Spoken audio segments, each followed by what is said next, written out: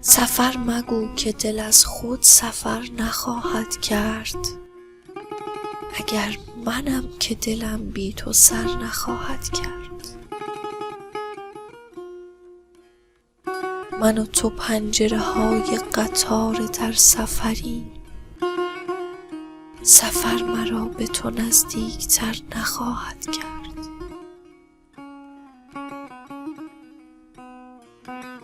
ببر به بی هدفی دست بر کمان و ببین، کجاست آن که دلش را سپر نخواهد کرد.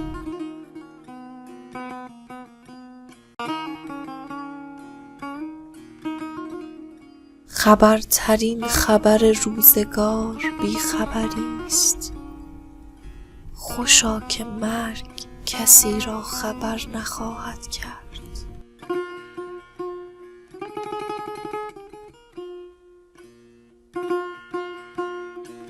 مرا به لفظ کهن عیب می کنند و رواست، که سینه سوخته از می زر نخواهد کرد.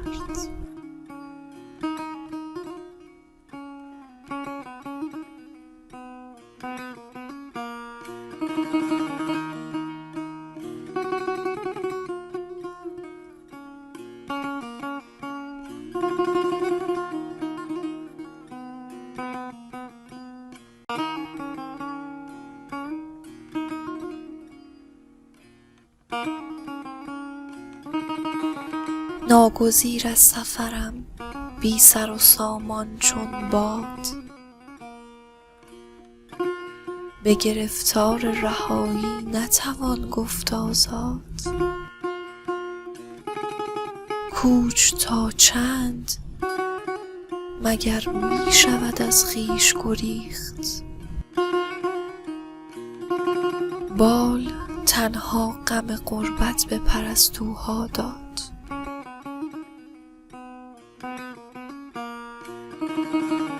این که مردم نشناسند تو را غربت نیست، غربت آن است که یاران ببرندت از یاد.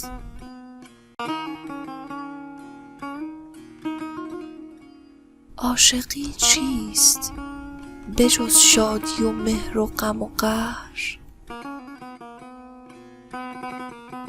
نه من از قهر تو غمگین، نه تو از مهرم شاد.